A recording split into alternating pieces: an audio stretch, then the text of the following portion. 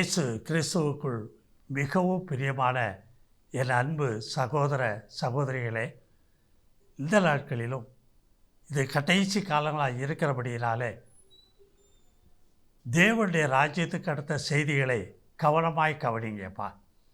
பூமியில் அநேக பிரசங்கங்கள் நடத்துகிறாங்க, சபைகளில் அநேக காரியங்களை பிரசங்கிக்கிறாங்க. ஆனால் தேவனுடைய ராஜ்யத்தை பற்றி யாரும் பிரசங்கிக்கிறது இல்லை. ரொம்ப முக்கியமாக நினைக்கிறாங்களோ நினைக்கலையோ தெரியலை. இதுதான் ரொம்ப முக்கியம். இந்த கடைசி நாட்களில் சொல்லப்படுற காரியம் இதுதான்ப்பா. என்ன சொல்கிறாருன்னா, இந்த ராஜ்யத்தின் சுவிசேஷம் பூமி எங்கும் பிரசங்கிக்கப்படும், அப்பொழுது முடிவு வரும். ஹலோ, 2000 வருஷமாக போதிச்சிக்கிட்டு இருக்கீங்கன்னு நினைக்கிறீங்களா? இல்லவே இல்லை. தேவனுடைய ராஜ்யத்தின் பிரசங்கம் அது என்னன்னா, குமாரன் இந்த பூமி கொண்டு வந்தார், மாம்சத்தில் வெளிப்பட்டார். அவர் மாம்சத்தில் நம்மை போல மாம்சம் உடையவராகி கீழ்ப்படிதல் உள்ளவராய் பிதாவை தனக்குள்ளே கொண்டிருந்து பரிசுத்த ஆவியானவராலே வழி நடத்தப்பட்டு தாமாக எதையும் செய்யாமல் பிதா தனக்கு சொன்னவைகளை சொல்லி காரியங்களை எல்லாம் நடப்பிச்சிக்கிட்டே இருந்தார். சுயமாக எதையும் செய்யலை. பிதா செய்ய குமாரன் கண்டது எதுவோ அதை செய்தார். அதனுடைய அர்த்தம், அதனுடைய பொருள் என்னென்னா, பிதா அவரை ஆண்டு கொண்டு இருந்தார், அவரை தனியாக விடலை. குமாரன் அவரை தனியாக விடலை, பிடிச்சிக்கிட்டார். எப்பொழுதுமே பிதாவோடு கூட இருந்தார். அந்த வழி நடத்தல்னால தான் இந்த பூமியில் தன்னுடைய மாம்சத்தில், அதான் ஆதியிலே அவர் ஆதாம் ஏவாளுக்கு முன்பாக சத்ருவாகிய பிசாசின் இடத்தில் சொன்ன காரியம் தான். அவர் ஒரு தலையை நசுக்குவார். அதான் ராஜ்யம். ராஜா பிசாசின் தலையை நசுக்கினார், உலகத்தின் அதிபதியின் தலையை நசுக்கினார், அதிகாரத்தை நசுக்கினார். அதான் தலை நசுக்கப்பட்டது. அப்போ ராஜ்யத்தை அவர் கொண்டு வர்றார், இந்த பூமியை கொண்டு வர்றார். எப்படி கொண்டு வர்றாரு? அவர் மாம்சத்தில் வெளிப்பட்டிருந்தார். பூமியில் ஒரு சாதாரண மனுஷனாக பிறந்திருந்தார். ஆனாலும் பிசாசானவன் பின்னாடியே வாரான். உலகத்தில் எல்லா பிதாக்களையும் அவன் எல்லாரையும் வழிதவறி போக வச்சான். எல்லாரையும். ஹலோ, நல்லா கவனிங்க. மோசையாக இருந்தாலும் ஆபிரகாமாக இருந்தாலும் நம்முடைய பிதாக்கள் எல்லாரும் மாம்சத்தில் இருந்தார்கள். தேவன் ஆதியில் ஒரு காரியத்தை செய்தார். என்ன? ஆதாமுக்கும் ஏவாளுக்கும் என்ன வாக்குத்தத்தம் பண்ணினாரோ அதை நிறைவேற்றும்படிக்கு அந்த ஜனங்களை வகை வகையாக வழி நடத்த ஆரம்பித்தார். எப்படின்னு சொன்னால், நீங்கள் பலுகி பெருகி பூமியை நிரப்புங்கள், பூமியை ஆண்டு கொள்ளுங்கள். கொடுக்கப்பட்ட வாக்குத்தத்தம் அதுதான். ஆனால் அதை அவங்க சரியாக கீழ்ப்படியாமையினால் ஏதேனிலிருந்து, கர்த்தருடைய தோட்டத்திலிருந்து வெளியே அனுப்பப்பட்ட போது சபிக்கப்பட்ட இந்த பூமியில் அவர்கள் நடந்துக்கிட்டு இருக்காங்க, வழி நடத்தப்படுறாங்க. ஆனாலும் தம்முடைய ஜனத்தை மறுபடியும் அவர் உண்டாக்க வேண்டியதாக இருந்தது. ஆதாம் ஏவாள் தவறி போனான், கெட்டு போனாங்க. அவங்க வழியாக எல்லாருடைய இருதயமும் பொல்லாப்பு நிறைஞ்சிருந்தது. எல்லாரையும் அழிக்கணும்னு நினச்சார், ஜலத்தினால் அழித்தார்.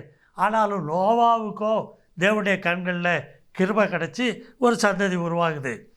அதை தன்னுடைய ஜலமாக வளர்க்கணும்னு நினைக்காரு. அவர்களும் எல்லாம் கெட்டு போகிறாங்க.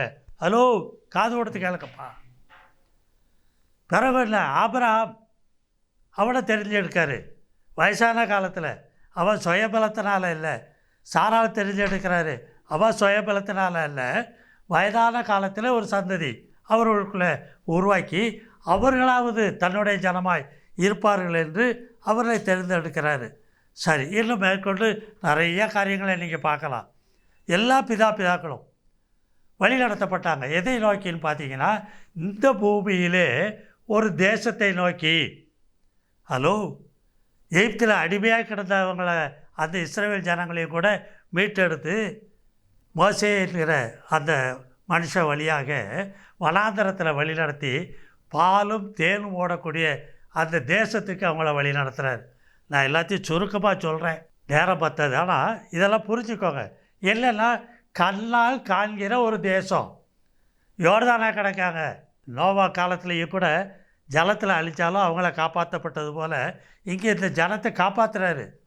எகிப்து மன்னன் கரத்தில் இருந்து, பார்வோனுடைய அந்த கரத்திலிருந்து அவர்களை காப்பாற்றி செங்கடல் வழியாக கடந்து வராங்க. மறுபடியும் யோர்தானை கடக்கிறாங்க, எல்லாம் அந்த தேசத்தை அடையிறதுக்கு. ஆனாலும் பார்த்தீங்கன்னு சொன்னால் அந்த தேசம் இன்னைக்கு வரைக்கும் அப்படித்தான் இருக்குது. அவர் வாக்களித்த தேசம் எங்கே? ஹலோ, ஊழியக்காரராக இருந்தால் பேசுங்க, சொல்லுங்கள். அவர் வாக்களித்த சீயோன் எங்கே இருக்குது? எருசலேம் எங்கே இருக்குது? என்ன நிலையில் இருக்குது? உலகம் முழுவதும் அக்கினிக்கரையாக வைக்கப்பட்டிருக்கு இந்த உலகம். ஆனால் அப்போ அவர் கொண்டு வர தேசம், அவர் ராஜாவாக இருந்து அவர் ராஜரீகம் பண்ணுற அந்த ராஜ்யம் என்ன அப்படின்னு நீங்கள் பார்ப்பீங்கன்னு சொன்னால் இதுதான் புதிய ஏற்பாடு. புதிய ஏற்பாட்டு இதில் புதிய ஏற்பாட்டு காலத்தில் தான் இயேசு கிறிஸ்து மாம்சத்தில் வெளிப்பட்டு அவருக்குள்ளே ஒரு ராஜ்யத்தை வச்சுருந்தார். என்ன ராஜ்யம்? பிதாவினுடைய ராஜ்யம், தனக்குள்ளே பரலோக ராஜ்யம் தனக்குள்ளே. அவர் பிதா என்ன வார்த்தை சொல்கிறாரோ, எப்படி நடன்னு சொல்லி அவர் வழி நடத்துகிறாரோ அதுக்கு தன்னை கீழ்ப்படுத்தி அவருடைய வார்த்தையினாலே பிழைத்திருந்த ஒரு மனிதன். அதான் ராஜ்யம். அவருக்கு கீழே அடங்கியிருந்தார். பூமியின் அதிபதிக்கல்ல, உலகத்தில் பொல்லாங்கனுக்கு கீழே இல்லை, உலகத்துக்கு அடுத்த மாம்ச பிரகாரமான உலகத்துக்கு அடுத்த இச்சையினாலே வாழ்கிற வாழ்க்கைக்கு தன்னை ஒப்பு கொடுக்கலை. ஆனால் வேறொரு வாழ்க்கை, மனிதன் அப்பத்தினால் மாத்திரமல்ல தேவனுடைய வாயிலிருந்து பிறக்கிற ஒவ்வொரு வார்த்தையினாலும் பிழைக்கிறவனாய் அவர் வெளிப்பட்டார். அதனால் நீதி அவருக்குள்ளே வெளிப்பட்டது. அதான் ராஜ்யம். அதான் ரோமர் 14, 17, 18 வாசிக்கிறீங்க. தேவனுடைய ராஜ்யம் புசிப்பும் குடிப்பும் அல்ல, அது நீதியும் சமாதானமும் பரிசுத்த ஆவியினால் உண்டாயிருக்கிற சந்தோஷமாக இருக்கிறது. இவைகளிலே ஒருவன் கிறிஸ்துவுக்கு ஊழியம் செய்தால் அவனே தேவனுக்கு பிரியணும், பிதாவாகிய தேவனுக்கு பிரியணும், உலகத்தில் மனுஷரால் அங்கீகரிக்கப்பட்டவனுமாய் இருக்கிறான்னு சொல்கிறாரு. இன்னும் கொலோசியர் 1:13 சொல்கிறாரு, இருளின் அதிகாரத்திலிருந்து நம்மை விடுதலையாக்கி நம்முடைய ஆத்மாவை, ஆவியை, இருதயத்தை, மனதை, உள்ளார மனுஷனில் முழுமையாக நம்மளை விடுதலையாக்கி அன்பின் குமாரனுடைய ராஜ்யத்துக்கு உட்படுத்தி இருக்கிறார். இதான் கொலோசியர் 1:13 வாசிக்கிறீங்களே. ஏன்னா நம்முடைய பரிசுத்தவான்களுடைய கூட்டத்தில் போய் பங்கடையும்படிக்கு அதுக்கு தான். அப்போ இந்த பூமியில் இருக்கிற வரைக்கும் குமாரனுக்குள்ளாக அடங்கி இருக்க தெரியணும், குமாரனால் வழி நடத்தப்படணும். குமாரன் விடுதலையாக்கினால் மெய்யாகவே விடுதலையாவீர்கள், அதை அறிய தெரியணும். அவருக்கு சீசராக இருந்தீங்கன்னா நல்லா கவனிங்க. ஹலோ, அவருக்கு சீசராகணும். மார்க்கத்தான் அவர் பின்னால் நடக்கிற அனுபவம் தான் சீசன். உலக பிரகாரமாக உள்ள வெறும் ரெலிஜன் அல்ல, அது விடுதலையாக்காது. மார்க்கம் வேணும். மார்க்கம் சபையில் இருக்கலாம். நான் தேச கிறிஸ்துவை பின்பற்றுவர்களாகி அந்த அனுபவத்தில் வரும்பொழுது தான் சீசராக இருப்பீர்கள், சத்தியத்தையும் அறிவீர்கள், சத்தியம் உங்களை விடுதலையாக்கும். என்னை யார் அனுப்புனா? நான் என்ன எதுக்காக வந்திருக்கேன்? இந்த நான் கொடுக்குற சாட்சி எதை குறித்து சாட்சியாக கொடுக்குறேன்? அந்த சத்தியத்தை நீங்கள் பிதாவை அறிந்தால் எனக்குள்ளே இருக்கிற அந்த வார்த்தை வசனங்கள் எல்லாம் சத்தியமாக இருக்குது, எனக்குள்ளே இருக்கிற ஆவி சத்தியமாக இருக்குது. எல்லாத்துக்கும் மேலே ஹலோ, நானே வழியும் சத்தியமும் ஜீவனமாக இருக்கிறேன். அவர் அறிய தெரியணும். என்ன இல்லாமல் ஒருவனும் பிதாவிடத்தில் வரான். அப்போ அவர் ஆட்சி செய்யட்டும். உன் இருதயத்தை ஒப்புக்கொடு, மனம் திரும்பி ஞானஸ்தானம் பெற்றீங்கன்னா அந்த ராஜ்யத்தை உள்ளே பார்க்க முடியும். நீ இந்த மாம்சத்தில் இருக்கிற வரைக்கும் நான் ஞானஸ்தானம் சின்ன பிள்ளையிலே பெற்றுட்டேன், அது ஓப்பாடு, அவர் பாடு. நீ ஜலத்தில் அவர் மூழ்கி எந்திரிக்கும் பொழுது தான் ஆவியானுடைய கிரியைகளெல்லாம் பார்த்தார். அவர் முடிஞ்சது. 12 வயசுலேயே நான் வரணுன்னாரு ஊழியத்துக்கு. தேவன் காத்திருக்க வச்சார். ஞானஸ்தானம் பெற்று கரையேறும் பொழுது தான் இவர் நம்மளது நேசகுமாரன், இவருக்கு செவி விடுங்கள். அவரை அனுப்பினார் வெளியே. அவர் சொன்னார், இந்த நீதி நிறைவேறும்படிக்கு எனக்கு தடை செய்யாத. அவரும் ராஜ்யத்தை உள்ளே பார்த்தாரு. ஹலோ, மனம் தம்பி ஞானஸ்தானம் வாங்கினதுனால, ஜலத்தினால, மறுபடியும் பிறந்ததுனால, அவர் ஆவியினால் மரியாதத்தில் தேவனாலே ஜனிப்பிக்கப்பட்டவராய் இருந்தாலும் மறுபடியும் ஜலத்தினால் பிறந்த நீதியினால் ராஜ்யத்தை தனக்குள்ளே பார்த்தாரு. கவனிக்க. அப்போ தான் ஆவியானவர் வந்து வழிநடத்துகிறார். வர அந்த அனுபவத்தையெல்லாம் நீங்கள் பார்க்க முடியும். காண்கிறான், மறுபடியும் பெறவாவிட்டால் தான் யோவான் 3:3 ராஜ்யத்தை காண மாட்டான்னு இல்லையா? அதுக்குள்ளே பிரவேசிக்கணுமா? அவரை உன்னை ஆளுகை செய்யணுமா? அவர் உள்ளே வரணும், உள்ளே வரணும். நீ வெளியே நிற்கக்கூடாது. அவர் உள்ளே வரணும், நீங்களும் அவருக்குள்ளே பிரவேசிக்கணும். அதுதான் மெய்யான திராட்சை செடி. நீங்கள் அந்த கிளையாக இருக்கிறதெல்லாம் அப்போ தான் வளர முடியும். இல்லைன்னா வெறும் உதட்டளவில் வேணால் சொல்லிக்கிட்டு அலையலாம். உள்ளே வர முடியும். அதான் சொன்னார், ஒருவன் ஜலத்தினாலும் ஆவியினாலும் பெறவாவிட்டால் அவன் அந்த ராஜ்யத்தில் பிரவேசிக்க மாட்டான்னு சொன்னார்.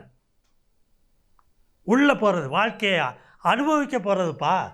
செத்தப்பற பரலோகம் போகிறது அவர் அங்கே அப்படி சொல்லலை.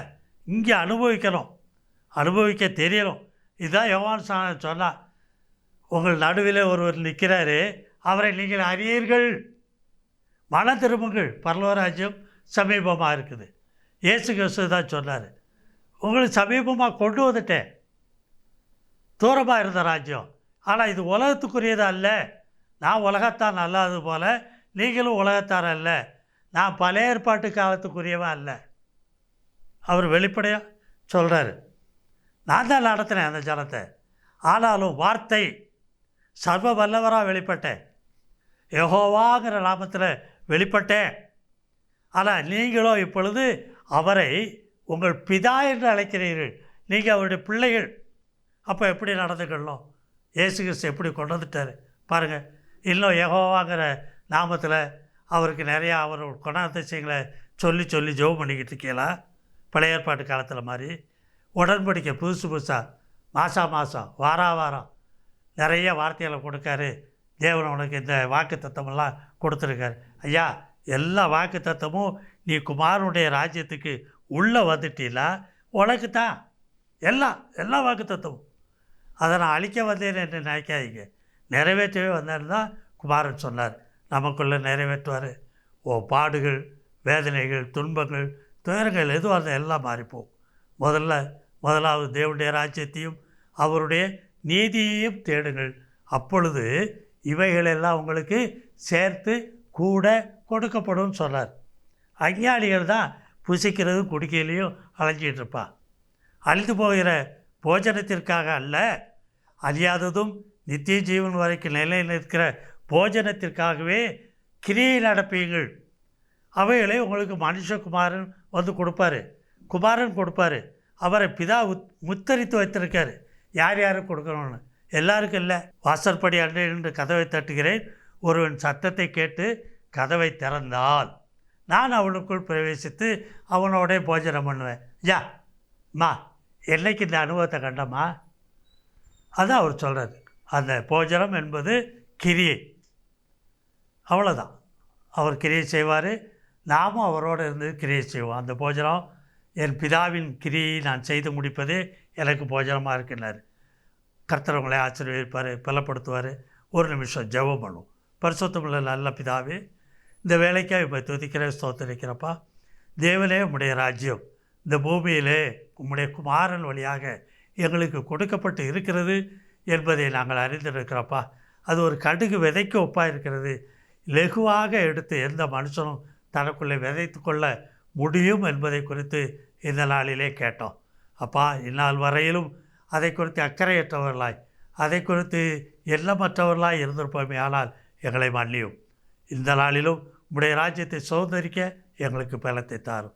ஒருவன் மறுபடியும் பெறவாவிட்டால் அந்த ராஜ்யத்தை காண மாட்டான் என்று சொன்னீரப்பா.